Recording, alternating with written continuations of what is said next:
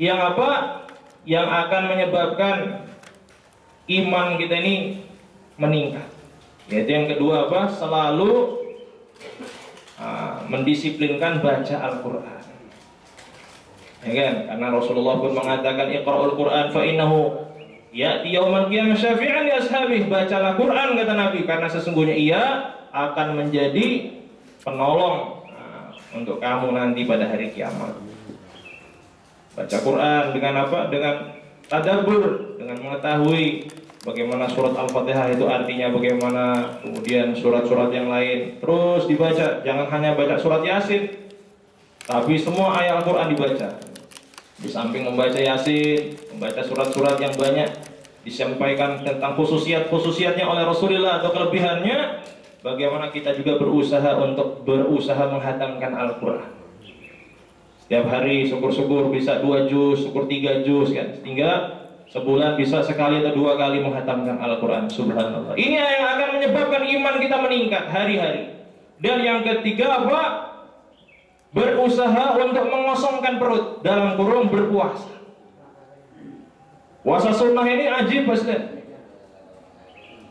Bahkan kemarin ketika masuk Dzulhijjah, awal Dzulhijjah, Rasulullah menyarankan agar kita ini berpuasa dari hari pertama sampai hari ke-9, yang mana kata Nabi setiap hari daripada 10 hari awal Dzulhijjah apabila ditirakatin dengan saum, dengan puasa, maka akan diganjar seperti 1 tahun puasa sunnah. Subhanallah.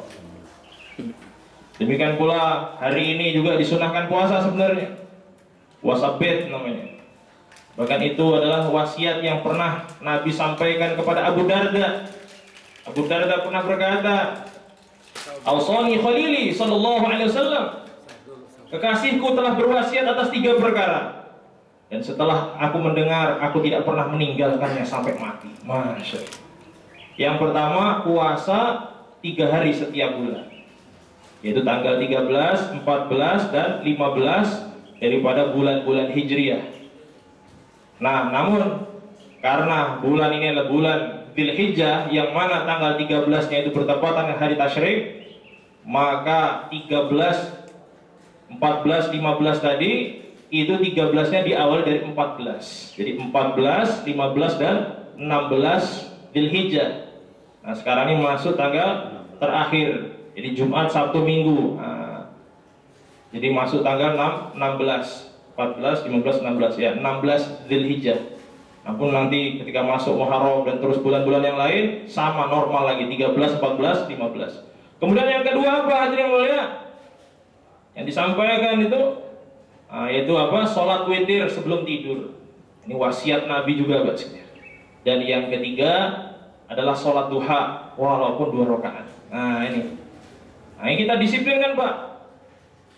Maka wasiat yang apa yang disampaikan Ibrahim bin Adham untuk menormalkan iman kita itu baca Quran. Ya, Pak. Yang ketiga adalah as-shaum, yaitu berpuasa. Dan yang keempat adalah qiyamul lail, bangun di malam hari. Dipaksakan, Pak sekalian.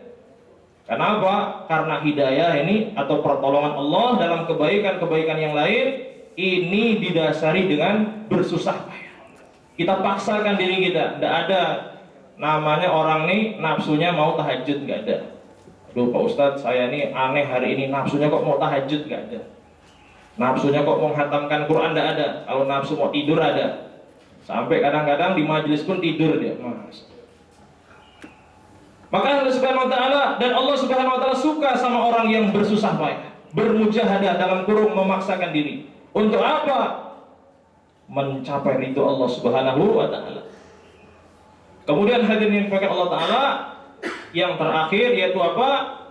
Yaitu tadarru', yang merendahkan diri, menangis mendekati subuh.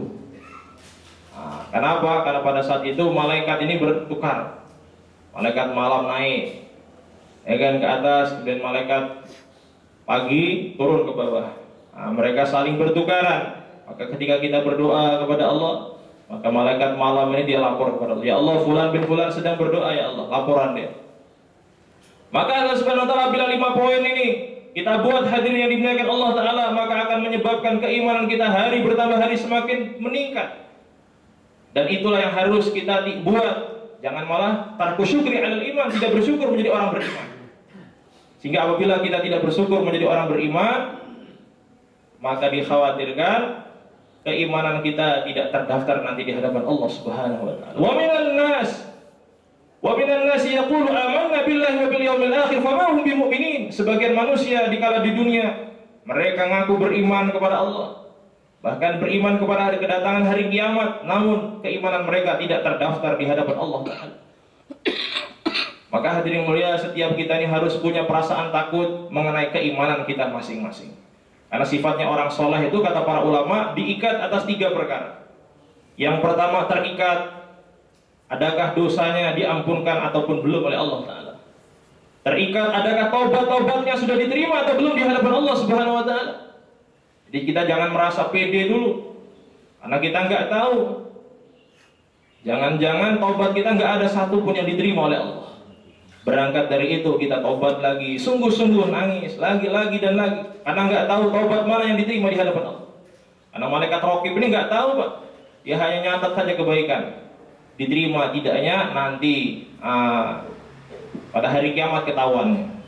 Kemudian hadirin rahimakumullah, yang kedua yang diprihatinkan oleh para wali-wali Allah itu apa? Adakah kebaikannya telah diterima atau belum di hadapan Allah? Dan yang ketiga yang mereka pikirkan, bagaimana selanjutnya saya ini bisa istiqomah atau tidak? Karena tidak sedikit orang yang awalnya putih namun akhirnya hitam, yang awalnya kelihatannya soleh tetapi ujungnya toleh. Ya kan? Maka kita perlu berhati-hati. Innamal a'malu bil khawatim. Sesungguhnya amal itu dilihat di akhir hayat kita. Ini yang pertama, hadirin mulia. Kemudian hadirin yang dimuliakan Allah Subhanahu wa taala, dan yang kedua apa? Yang menyebabkan keimanan kita bisa copot, yaitu apa? Tarkul khauf 'alal khatimati. Yaitu tidak ada perasaan takut bagaimana mati kita nanti. Allah Ta'ala berfirman, ya ayyuhalladzina amanu, wahai orang-orang beriman, ittaqu yawman turja'una fihi ilallah. Orang-orang yang ngaku iman, kata Allah, takutlah kalian pada hari yang pada hari itu kamu akan dicabut nyawa. Sering disampaikan, mungkin bapak-bapak sebelumnya mendengar, Syekh Nawawi Al-Bantani pernah menulis di dalam kitab Sulamul Taufik namanya. Ada seorang soleh, dia ini selalu tawaf di Ka'bah. Dikala beliau ini tawaf, maka yang selalu dilantunkan apa? Allahumma akhrijni minad dunya bil iman. Ya Allah, akhirkanlah kehidupanku dalam iman. Maka satu pemuda yang melihatnya bertanya, ya Syekh, wahai guru, sebenarnya kenapa sih kok kamu tuh doanya itu saja, tidak doa yang lain?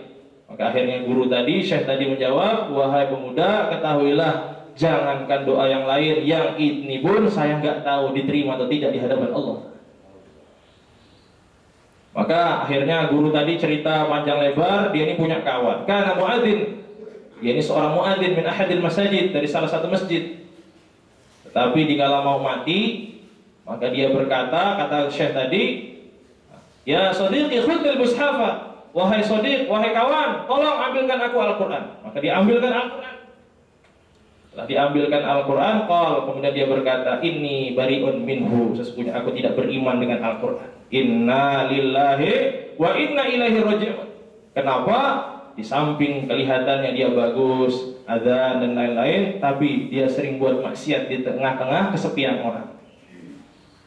Nah ini, maka hadirin mulia, kata para ulama, kemaksiatan yang tidak ada yang mengetahui kecuali Allah akan melahirkan su'ul khotimah.